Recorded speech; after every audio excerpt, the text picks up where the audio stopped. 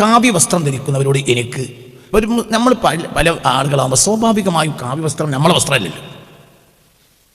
അപ്പോൾ കാവ്യവസ്ത്രം നമ്മളെ വസ്ത്രം അല്ലാത്തത് കൊണ്ട് നമുക്കത് അന്യവസ്ത്രം എന്നൊരു ധാരണ ഉണ്ടാവും. എനിക്കുണ്ടായിരുന്നു, ഒരു അന്യവസ്ത്രമാണ് കാവ്യവസ്ത്രം. പക്ഷേ ഈസാ നബി അലൈഹി സ്വലാത്തു വസ്സലാമിൻ്റെ വരവിനെ പറ്റി ആഴത്തിൽ പഠിക്കുമ്പോൾ ഈസാ നബി വരുന്നത് കാവ്യവസ്ത്രത്തിലാണ്.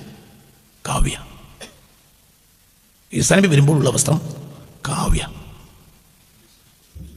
കാവ്യവസ്ത്രത്തിലാണ്, കാവ്യയിലല്ല. ആകാശത്ത് നിന്ന് ഇറങ്ങി വരുമ്പോൾ കാവ്യവസ്ത്രമാണ്. അപ്പം എന്തോ ഇതിലൊക്കെ ചില ബന്ധങ്ങൾ കിടക്കുന്നുണ്ടല്ലോ. അതിങ്ങനെ അങ്ങനെ കാറ്റിൽ പറക്കും. അതിൻ്റെ ഒരു മനോഹരമായ ഭംഗി ഞാൻ പലപ്പോഴും സങ്കല്പിച്ചു നോക്കിയിട്ടുണ്ട്.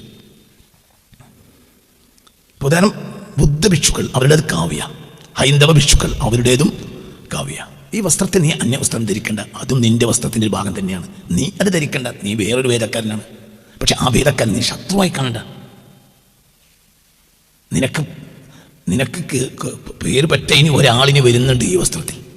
സയ്യിദുനാ ഈസ നമ്മൾ വെള്ളി ഇട്ടല്ല വരിക. അതിനകത്ത് വെള്ളി അവരും ഉണ്ടാവും. നമ്മുടെ ഈസായും മഹദിയും വരുമ്പോൾ ഏറ്റവും കൂടുതൽ സഹായിക്കുന്ന ഒരു ജനത ഹിന്ദുക്കളാണ് എന്ന് എത്ര തവണ ഞാൻ നിങ്ങളോട് പറയുകയും നിങ്ങൾ എന്നെ ആട്ടുകയും ചെയ്തിട്ടുണ്ട്. നിങ്ങൾക്കത് തലേ കയറുന്നില്ല എന്നേ ഉള്ളൂ. ഞാൻ പറഞ്ഞ സത്യമാണ്, അത് സത്യം, 100 വട്ടം സത്യം, 100 വട്ടം സത്യം. അപ്പം ഈ വേദങ്ങൾ ഇത് 5000 കൊല്ലം മുമ്പ് ഈ വേദ ശകലങ്ങൾ പടച്ചതമ്പുരാൻ ഒരു വിഭാഗത്തിന് അയച്ചു കൊടുക്കുമ്പോൾ അത് ഇന്ന് നമ്മൾ കാണുന്നതാണ്. ആയിരക്കണക്കായ കൊല്ലങ്ങളിൽ ഒരിക്കലും കാണാത്തതാണ് ഇപ്പോൾ ഇതിൽ വെളിവായി കാണുന്നത്. ഇതിപ്പോൾ ഞാൻ ഇതിൻ്റെ ശ്ലോകങ്ങൾ ഇങ്ങനെ വായിക്കും. അപ്പോൾ നിങ്ങൾക്കത് വെളിച്ചം തീരോ, സത്യമല്ലേ, ശരിയല്ലേ. എന്നാൽ ഒരു ജനതക്കത് ശരിയല്ല എന്നാൽ വിശ്വാസം കൊണ്ട് ആ വേദം സംരക്ഷിച്ചതാണ്. അവരെ കണ്ണിന് മുന്നിൽ കണ്ടിട്ടില്ല.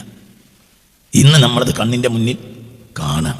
ഭാഗവതം ഇന്ന് നമ്മൾ കണ്ണിൻ്റെ മുന്നിൽ കാണുന്നു. മഹാഭാരതം ഇന്ന് നമ്മൾ കണ്ണിൻ്റെ മുന്നിൽ കാണുന്നു. മഹാഭാരതത്തിലെ വനപർവം ഇന്ന് നമ്മൾ കണ്ണിൻ്റെ മുന്നിൽ കാണുന്നു. മാർക്കണ്ഡേയ പുരാണം നമ്മൾ കണ്ണിൻ്റെ മുന്നിൽ കാണുന്നു. വിഷ്ണു പുരാണം നമ്മൾ കണ്ണിൻ്റെ മുന്നിൽ കാണുന്നു. ആ ജനത ആ വചനങ്ങൾ സംരക്ഷിച്ചു പോരുന്നത് നമ്മുടെ മുൻഗാമികൾ ഹദീസുകൾ സംരക്ഷിച്ച പോലെ തന്നെയാണ്. അതവർ കണ്ണിന് മുന്നിൽ കണ്ടിട്ടില്ല. പക്ഷെ പിന്നീട് ഒരു ജനതയിൽ അങ്ങനെ വരും. അപ്പോൾ ഇന്ന് നമ്മൾ ഇതിങ്ങനെ എടുത്ത് പരിശോധിക്കുമ്പോൾ ഇത് വളരെ കൃത്യമായിട്ട് നമ്മൾ കണ്ണിന് മുന്നിൽ കാണും. അപ്പോൾ ഇവിടെ പിശാച് കളിക്കുന്ന മൂന്നാമത്തെ കളി നമ്മൾ മനസ്സിലാക്കണം. എന്താ പിശാച് കളിക്കുന്നത്? ഈ 2 വിഭാഗങ്ങളുടെയും ഇടയിൽ അകറ്റുമ്പോൾ പിന്നെ വേദവും പഠനവും ഇവിടെ ഉണ്ടാവില്ല. വാളും കത്തിയാണ് പിന്നോട്ട് വിഷയം. നമ്മളെ പണ്ഡിതന്മാരും അവരുടെ പണ്ഡിതന്മാരും കൂടെ ഇരിക്കുക. അവരുടെ പണ്ഡിതന്മാരിൽ അഗാധജ്ഞാനമുള്ള പണ്ഡിതന്മാരുണ്ട്. ഹിന്ദു പണ്ഡിതന്മാർ അഗാധജ്ഞാനം, ചെറിയ വിവരമൊന്നുമല്ല, അഗാധജ്ഞാനം. അങ്ങനെയുള്ളവരും ഉണ്ട്, നമ്മളെ കൂട്ടത്തിലുണ്ട്.